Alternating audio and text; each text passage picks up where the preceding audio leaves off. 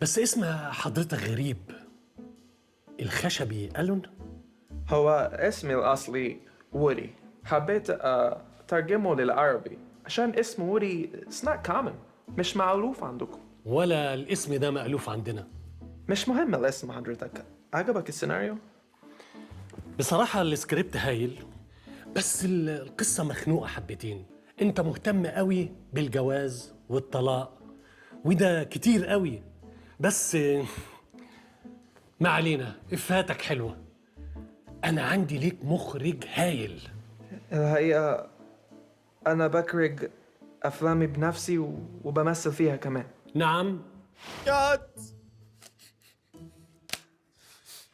كات مشهد مبرر يا باللعب. وثاني شيء انت بتبالغ في العربي المكسر. انا هبيت، انا مستقر. أنت صدقت إنك مخرج؟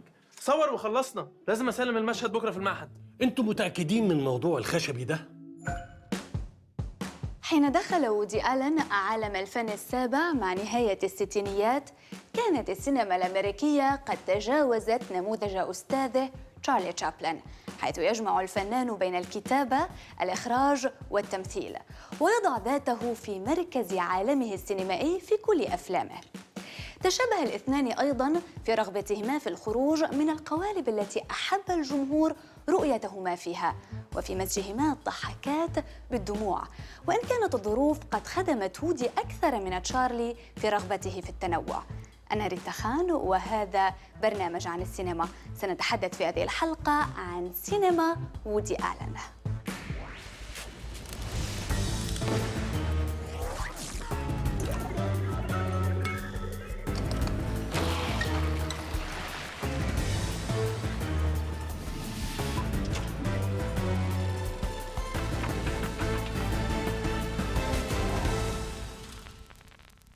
Well, that's essentially how I feel about life. Life is divided up into the horrible and the miserable, full of loneliness and misery and suffering and unhappiness. Come back, more, come back.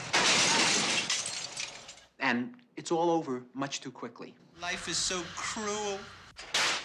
ما يميز سينما الكاتب والمخرج وودي آلن هي قدرته على خلق توازن بين الكوميديا والتراجيديا، وذلك بفضل إيجاداته لبناء شخصياته بشكل يظهر حالتهم النفسية والعقلية مع تطور ما يعيشونه من أحداث، مازجاً المرح والأسى بشكل طبيعي وخلاق. ولد وودي آلن عام 1935 في حي بروكلين بمدينة نيويورك لأسرة من أصول روسية. بدأ مسيرته المهنية في سن 16 ككاتب نكات في الصحف المحلية. كان يكتب 50 طرفة في اليوم ببساطة، لكنه لم يتخيل نفسه كمؤد للكوميديا.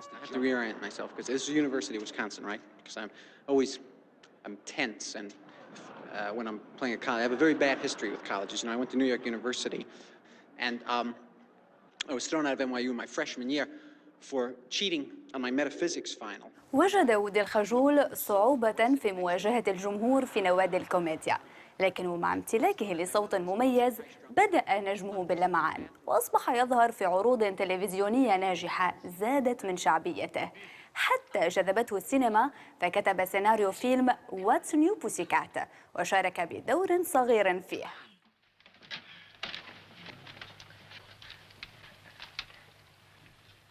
I must have Carol. I need her. I love her. She's the whole world to me, and she's mine. برغم نجاحه التجاري إلا أن الفيلم لم يعجب وودي بسبب تدخل المنتجين في عمل المخرج، ولذلك قرر الالتزام بأمرين خلال مسيرته المهنية. الأول إخراج نصوصه بنفسه، أما الثاني فهو أن لا يسمح للإنتاج بالتدخل في عمله ليكون المتحكم الوحيد في أفلامه، وهو ما نجح في تحقيقه حتى الآن. I got screwed. How? I don't know. Some vision came and said that I was going to get pardoned, and they shot me. You were my one great love. Oh, thank you very much. I appreciate that. Now, if you'll excuse me, I'm dead. What's it like? What's it like? You know the chicken at Tresky's restaurant? Yeah. It's worse. في كتابه عن فلسفة ألان يقول مارك تي كونرد: إذا لم يكن وودي فيلسوفاً بالمعنى الأكاديمي، فهو يعيدنا من خلال أفلامه وتيماته السينمائية المفضلة إلى الأسئلة الملحة للفلاسفة عن معنى الأخلاق والفضيلة. The question is, have I learned anything about life? Only that human beings are divided into mind and body. The mind embraces all the nobler aspirations like poetry and philosophy, but the body has all the fun. عام 1977 وفي فيلمه أني هال أعاد وودي اكتشاف نوع الرومانتيك كوميدي، فأضفى عليه كثيراً من الواقعية وشيئاً من القتامة دون الترويج لرؤية حالمة أو خادعة للحب، مقدماً العديد من الابتكارات السردية ذات الأسلوب المغلف بحوار مضحك مطعم بالأسى أحياناً. Alfie, let's face it, I don't think our relationship is working.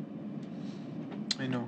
A relationship, I think, is like a shark. It has to constantly move forward or it dies. And I think what we got on our hands is a dead shark. استوحى وودي بعض تفاصيل الفيلم من ذكريات علاقته بالممثلة داين كيتن وأسرتها، لكن العمل ذهب أبعد من تلك التفصيلات الشخصية، مقدماً فكرة الوقوع في الحب والخروج منه بشكل غير مسبوق، ليحصد 4 جوائز أوسكار ويتم اختياره كأفضل سيناريو لفيلم الكوميدي من قبل نقابة الكتاب. One crawl behind the refrigerator. It'll turn up in our bed at night. When you get out of here with that thing. Jesus. Get it. Talk to him. You speak shellfish. برغم ما حققه الفيلم من نجاح جماهيري ونقدي، إلا أن وودي قرر المغامرة، فقدم بعدها عملاً يخلو من روح الفكاهة، متأثراً في انتيريورز الذي أنتج عام 1978 بسينما أستاذه المخرج السويدي الكبير إنجمار بيرغمان، وأسئلته الفلسفية والأبطال الممزقين بين اليأس والأمل.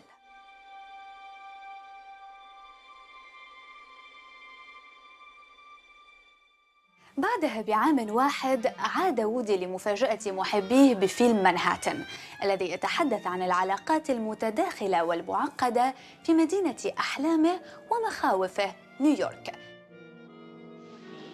You sound like you just talk the mouse of the Tom and Jerry cartoon. Are you kidding? في فيلمه مانهاتن والذي أنتج عام 1979 يواصل وودي استكشاف فوضى الحب وعبثية العلاقات العاطفية.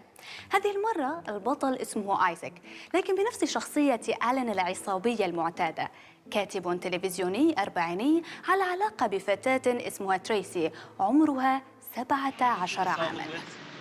Sure, that'd be fun. You want to see this Solver? He's having an opening at the Modern soon. I was going to do a piece on Salt for Insight. Do you know that magazine? It's one of those little magazines. I mean, there's such schmucks up there.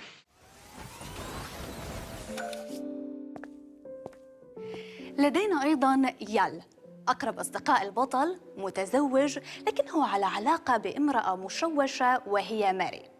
ينهي آيزاك علاقته بتريسي ليقع في حب ماري بعد أن يتركها صديقه، لكنها تعود لمواعدة يال بعد انفصاله عن زوجته، في حين يحاول آيزاك استعادة تريسي. هذه الحالة من السيولة العاطفية غير المحكومة بأي ضوابط أو منطق هي جوهر حكاية وودي ألان، فقدان الحب وعجز الشخصيات عن الاستمرار في علاقة عاطفية واضحة ومستقرة.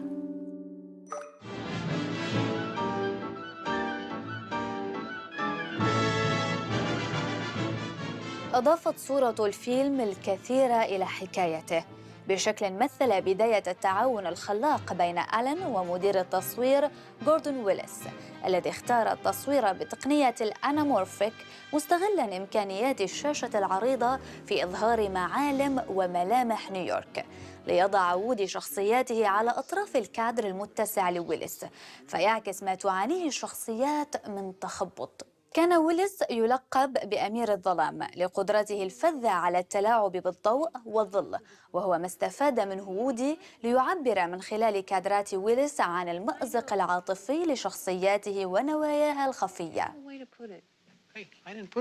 ليتواصل النجاح الجماهيري والنقدي والترشيحات للجوائز ويصبح واحداً من أهم الأسماء في هوليوود. You have to have a little faith in people.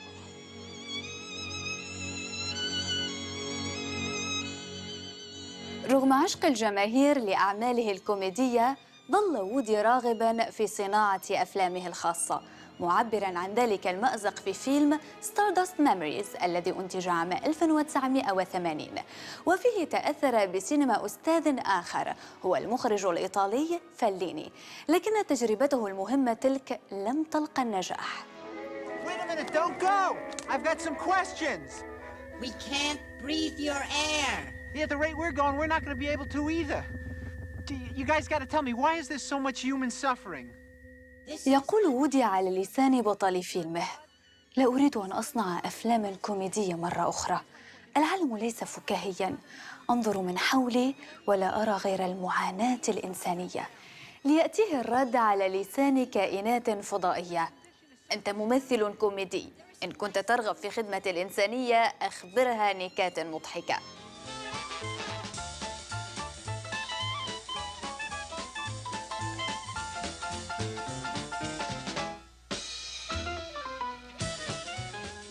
لم يستمع وودي لتلك النصيحة، بل ظل يطارد إحساسه الفني ويحرص على صناعة أفلامه بمعادلة تجعله ينجو من تبعات الخسائر في حال الفشل وتمكنه من تقديم فيلمه التالي.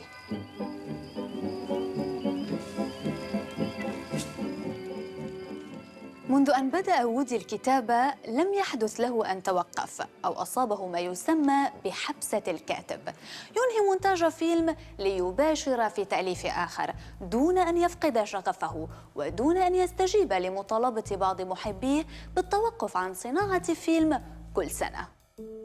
يرى ألن أنه لن يتوقف عن كتابة وإخراج الأفلام ما دام قادراً على صنعها دون أن ينشغل بردود أفعال الجمهور والنقاد، وهي معادلة جلبت له الترشح لجائزة الأوسكار في فئة التأليف 16 مرة ليفوز ب3 جوائز ويصبح أكثر من ترشح لهذه الجائزة في تاريخها.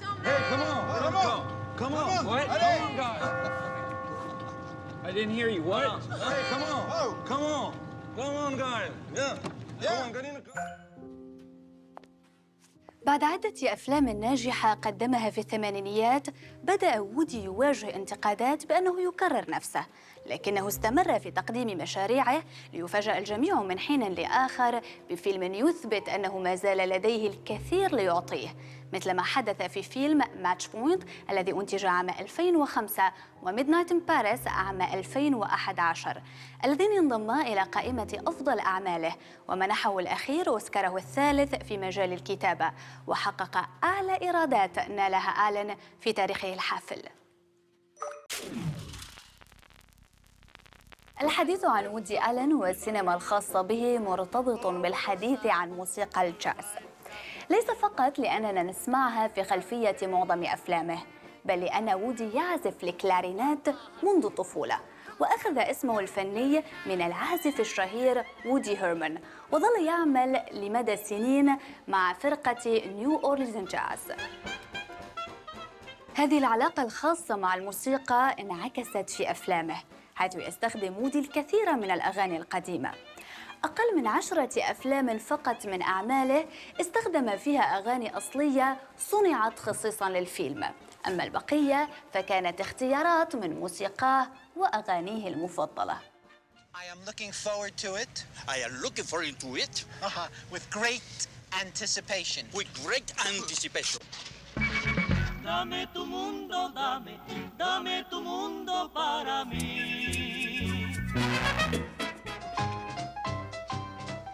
الأمثلة على اختيارات وودي الموسيقية الجميلة في أعماله عديدة جداً، لكن أكثرها جمالاً هي رابسودي إن بلو لجورج جيرشوين، والتي تصحبنا في شوارع منهاتن على صوت آلن في افتتاحية الفيلم. هذا رأيي، فما هو اختياركم؟